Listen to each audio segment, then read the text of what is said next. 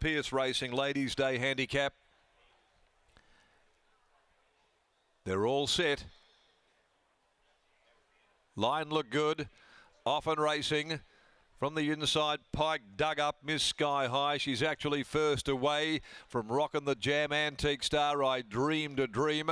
And over on the extreme outside, Gage Rose as Nottle pushes up just behind those with Madame Magic and Autumn Rebel in a very compact affair, settling down on the inside.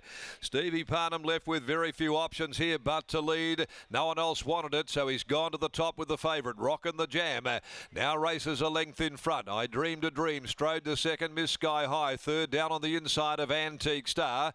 Outside of those, Gage Roads. In behind them to Madame Magic in a very compact affair. Last over on the inside, Autumn Rebel. No more than 3.5 lengths from the leader, Rockin' the Jam, the favourite, in control of proceedings in what's been a bit of a muddle in the first half of proceedings. Rockin' the Jam on top leading 3/4, I Dreamed a Dream. Miss Sky High tucked up down on the inside at the 800. Travelling in third spot, being closely followed by Antique Star.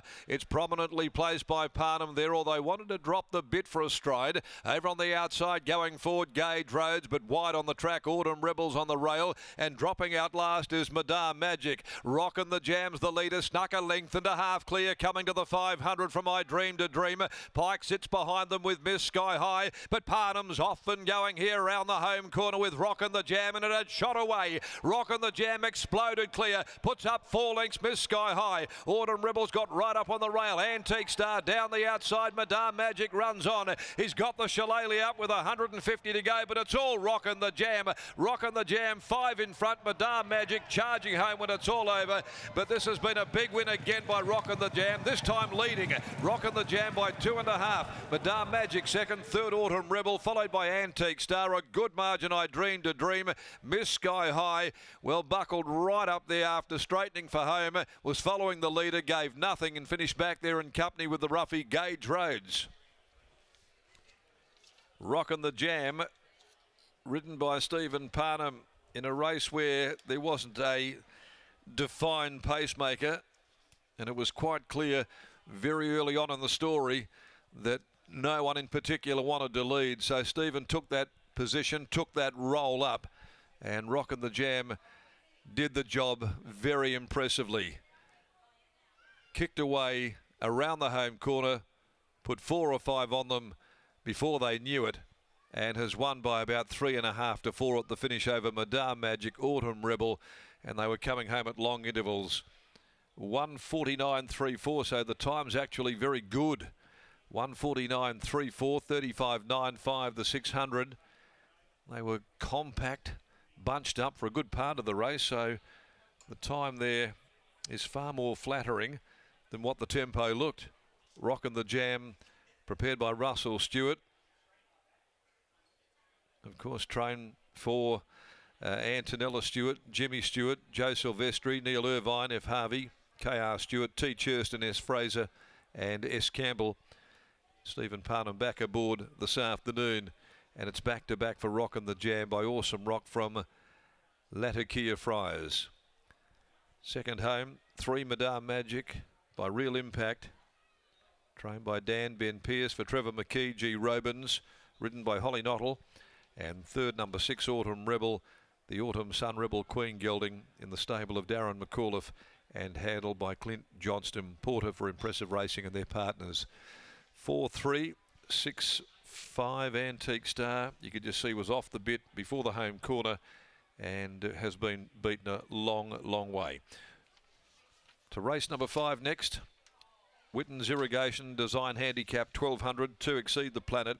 7 Our Girl Can Run are the scratchings there when they jump at 9 after 2.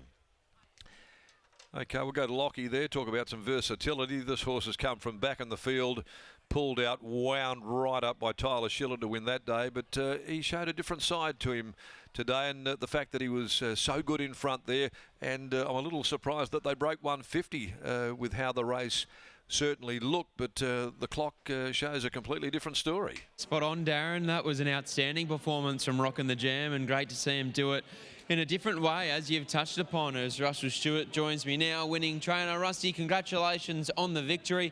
Out to 1,800 metres, as he said to me after his last start win, no concern at all. Yeah, no concern, Lock, and it was going to be a tricky race. I said to Stephen, you better put your rider's cap on today, mate, because it's void of pace, this race. So I gave them a licence. I said, if they don't, I said, you've got a licence to go to the front, and he's the best horse in the race, treat it like that. How much confidence does that give you moving forward, knowing that last start he took a sit, make a long sustained run around the field, but today he leads and just dominates from out in front? How important is that moving forward? Well, gee, it's another little, what do you call it, string to his bow, isn't it? Like Ascot can be a very on-pace dominated sort of track in the summertime where I expect this horse to get to, and yeah, so it's gonna put him in good stead going forward. Last start, you spoke about the fact that you're hoping that he could be a Perth Cup horse in sort of 6 to 7 months' time. Does he need to have a run this time in over the staying journey to prove that? No, I'll talk to the jockey about that, but I'll see how he is. There's the Rogan Josh 7-day backup next Saturday, and that would find. My gut feeling is I'd like to get him out as quickly as I can and give him a nice, good little bit of time and come back the horse I think he is. I'd like to thank Stephen for the ride too, because we discussed what we could do and what we couldn't do, and we knew what we couldn't do, and that was to be sitting back. So I said to Stephen, you have got a licence to go forward, and if they're not doing what your pace, the rhythm of your horse, make sure you go and you make the rhythm your own. And I'd also like to just thank all the people at Ascot Equine. This horse had a little injury. They looked after him for me, and kudos to them and everyone involved at Ascot Vets. Thank you very much. Really well said. Well done. Thanks a lot. There's Rusty Stewart, and here's Steve Parnham. Stevie Parnham joins us now. Stevie, out of the gates, I could see that you and Pikey ended up 1-2 in running, and then from that point onwards, you were sort of looking around, waiting for somebody else to come. Yeah, it was a little bit tactical early. I mainly just wanted to keep us out of trouble and didn't want to get pushed to the fence and curled up. He's a big horse, big gangly, and he's still learning how to race. So the first plan was just stay out of trouble, and went to sort of the 1600, and then Willie grabbed, and it wasn't the others coming. So yeah, by default I ended up in front, but it certainly wasn't a bad thing when I was there. I was happy enough just to rate him, and because he is gangly, like a couple of the tactical races where they sit and sprint haven't suited him. So today I was able to do it as he liked. And you're able to pull the trigger when you wanted, and as soon as you did, he exploded. He certainly did, yeah. I know what he's got there because I ride him in all his track work, and he's a progressive horse, and I think he's going to go through the grades and hopefully get to some black type level. So yeah, I wasn't afraid to ask him for an effort, and he surely did. If you were to look into Stevie Parnham's crystal ball, if he wins a race, a listed race or a black type race, what distance is it going to be? Hopefully Perth Cup distance, because I want to win one day. So yeah, I think he's certainly on the rise. He's a talented horse, and the 1800 didn't stop him today. I think he was still having a bit of a look around late in the race, so he's got a bit to learn there, and I think as he goes further, he's only going to get better. Does consignment measure up in the sires? I like the horse. I think he's going to be a really nice 3-year-old in the springtime.